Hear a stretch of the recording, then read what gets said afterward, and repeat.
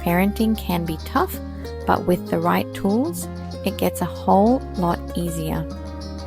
Hey everyone, today I'm sharing 10 key tips from this parenting guide that has helped thousands of families communicate better, how to talk so kids will listen, and listen so kids will talk, by Adele Faber and Elaine Mazlish. If you've ever struggled with getting your kids to cooperate or felt like they just don't listen, this book has you covered. Tip 1. Acknowledge feelings. Kids often act out when they feel unheard. Instead of dismissing their emotions, it's important to acknowledge them. For example, if they say, "I hate school," you might respond with, "It sounds like something's really bothering you about school." So the kid feels heard, and it opens the door to conversation, helping you understand what the real problem is. Let's consider another scenario where your kid is crying, and instead of saying, "Stop crying, it's not a big deal," you can say, "I see you're really upset that your friend didn't share with you. It must have felt unfair." This helps kids feel understood, and once they know you get it, they're more likely to calm down and cooperate. Tip 2. Avoid giving orders.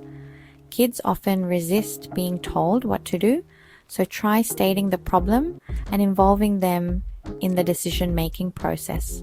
For example, if you need them to clean their room, instead of saying, "Go clean your room now," try stating the need. Clothes belong in the closet, not on the floor. Sometimes just giving a hint towards the solution can also work best. For example, if a toddler is always standing up on the chair, and you've always told them to put their bum on the chair, and if they keep getting up, instead of repeating the whole sentence, try saying bum, and they will remember what to do. Trust me, it works for my 1-year-old. It can work for you too. This invites cooperation instead of resistance. Tip 3. Describe the problem, don't blame them. Focus on the issue, not the child. Instead of saying, "You're so messy," say, "There are crayons all over the floor and someone might step on them." It shifts the focus to solving the problem. Tip 4. Give choices. Give them choices instead of commands. Kids love feeling like they have some control over what's happening. This simple shift can prevent a power struggle and make your child feel empowered. Choices let them feel involved, not forced. For example, would you like to do your homework before or after dinner? Or would you like to put on blue shoes or black shoes today? This helps them feel in control while meeting your expectations. Tip 5. Use playfulness. Humor and playfulness can diffuse tension. If your child refuses to brush their teeth, you might say, "Oh no, the tooth monsters are coming. Quick, let's brush them away." Let's say the living room is a mess and you've already asked them to clean up.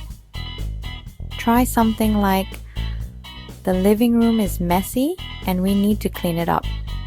How about we set a timer for 5 minutes and see how much we can pick up together?"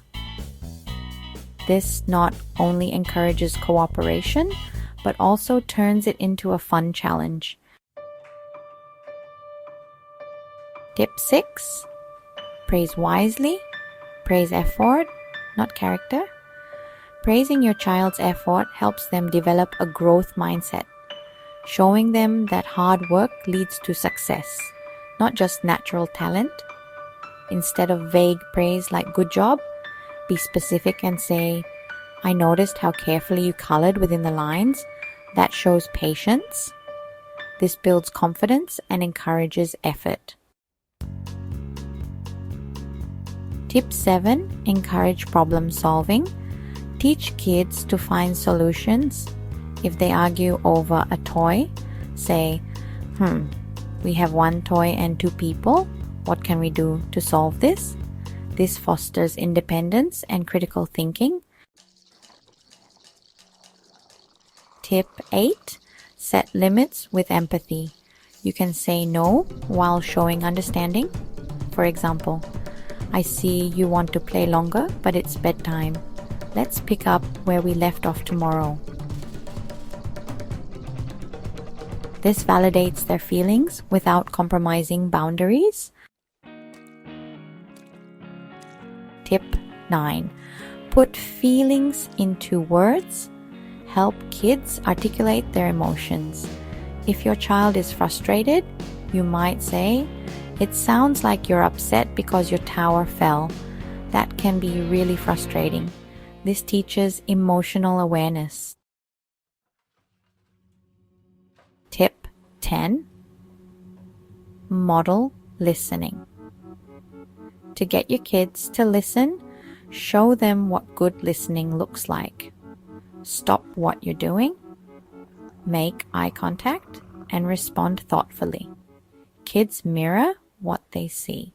Important note, remember that parenting isn't about perfect techniques, but adapting to each situation with patience, creativity, and empathy.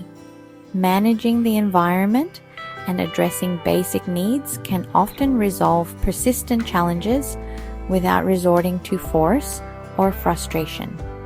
When traditional methods of managing behavior seem ineffective, it's often helpful to step back, simplify, and focus on the basics, altering the environment to reduce friction and make positive behavior easier. For example, child-proofing the home.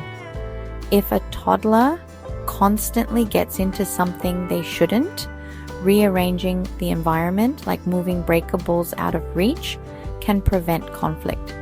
Incorporating routines and structure.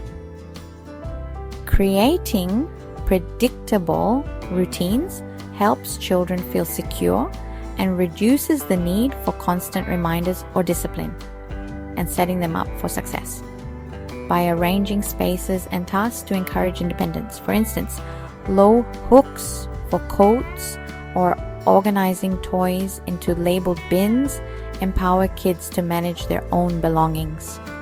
When strategies fail, Faber and Mazlish recommend returning to fundamental needs and values, which are sleep, nutrition, and connection. Sometimes tantrums or defiance stem from these underlying issues, so remember to check for lack of sleep, hunger, or feeling disconnected. Because if a child is hungry, sleep deprived, or craving one-on-one time with a parent or caregiver, no strategy in the world can make up for it. Simplifying your approach and focusing on being present can create breakthroughs in communication. These simple practical tips from how to talk. So, kids will listen and listen. So, kids will talk can transform your relationship with your kids. If you found this helpful, don't forget to like, share, and subscribe for more parenting wisdom.